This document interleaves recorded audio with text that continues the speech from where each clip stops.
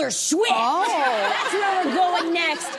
She was on The Late Show with Stephen Colbert and shook off suggestions that she'll disappear into a blank space anytime soon. She said what she values most is career longevity. But what do you think about this idea of longevity versus taking a step back? I think it has a solid point, and I think she should actually listen to the people who are giving her this message, and not in the way you think. I'm not saying in a negative way, like, go away, give someone else a chance. I think that the fans are actually saying, we really love you, and we want you around as long as possible, but if you're gonna bombard us with an album in different colors, and another tour, and another tour, and another this, and then you're showing up at all the, and it's too much Swift, then we're gonna kind of get tired of you, and we don't want to do that. Or they can't even afford her. Like, they just can't afford the bloody tickets anymore. Wait, even for the people who can afford, there's too much of a good thing is never good. You know what, so Taylor, I hear what you're saying, because, like, you know, we get tired of people. What is it? Familiarity breeds contempt. Yeah. But here's the thing. According to her fans, there's not enough Taylor. I'll tell you why. The numbers don't lie. This is a demand and supply issue. The demand is insatiable. She came out with Life of a Showgirl after she did a $2 billion record-breaking 2-year tour with the Eras Tour. They couldn't get enough of her. They made her a billionaire based on touring. Then she drops an album that she recorded while she was on tour. It is the #1 biggest best-selling album in the history of music sales. 4 million in the first week. That's not even it. Then she drops the album. Not only does it go #1 on Billboard's 200, it takes up the top 12 spots with all her music. Okay, wait. The fans can't get enough. No, wait. The fans can't get enough. Yes, those are great numbers and they make a great point. But is she gonna do this for the next 10 years? You're gonna do this for the next 15 years? You can't sustain that. And what they're saying is, if you can get all of those numbers with all of the stuff coming out, imagine what your numbers would be if you just disappeared for like 3 years and you just kept quiet. Because you know her fans love Easter eggs. They love, let people miss you. I'm not saying you have to do a Sade where you disappear for 10 years. And by the way, where is Sade?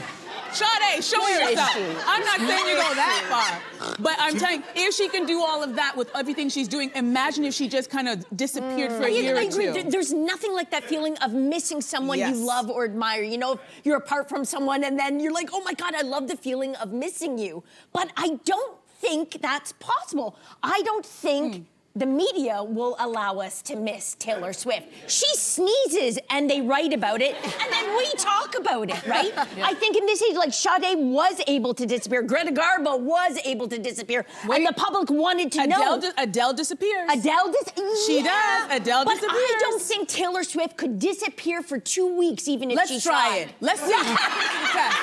No, it's true. Taylor, well, the algorithm isn't really letting her. Like, even if she was going to, I think to your point, I don't know. I have two minds to this. Like, I don't think that we've thought about men in this way. Like, you know, Prince was notoriously prolific. He had, like, I don't know how many albums that he did, and many men do studio tours, like, and do tour after tour after tour, like your Rolling Stones and your Elton John, all those ones. And we don't really say take a step back, but no one has had quite the power. Right. Wait, did they oversaturate the market the way she did? Did they put out an album in 10 different colors? Like, I don't remember them doing that. I know, for sure, but I feel like the part of this is the fan base that is asking for it. I guess it is on Taylor, though, a little bit to recognize that there are other women who would like to occupy probably some of those top 10 spaces.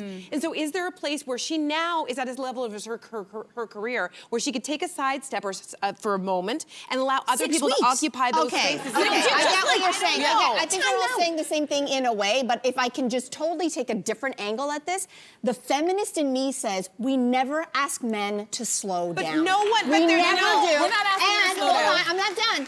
And also, you know what? Asking a woman who's at the top of her game, you know what? You should think about other people. I will say this. It's like, I'm not saying you're saying that, but I'm saying that I am saying that. But it's like, if she is on top of the world and she is the artist of this new era, and she's the one leading the way, who is it for us to tell a young, successful woman to stop? It just feels very unfeminine. I hear what you're saying, but the other, it's just a pause. It's just like kind of the way of thinking about how you can mentor, how you can be an example to, how you can make space for. Yeah, I don't think she needs to do that. It's just worth thinking about it. It's a music business, and it should be called the business music because it really is more of a business. I'm not saying that she should stop and, you know, let somebody else take the charts. I'm just saying it's a lot, and I feel like every time I turn around, you got a new project, and I'm just saying, hey, just pump your brakes. We want to see you for the next 20, 30, 40 years. A little mystery. A little mystery. She's doing this and then because come she back. wants to have a baby, and she's trying to pump it all out before she has a baby. I retire too. Guys, when you become a mother, it all changes. Let her live. It depends. Let her live. Anyway, That was good. that was good, Yeah. guys. I think we did a good thing there. It's a nice time.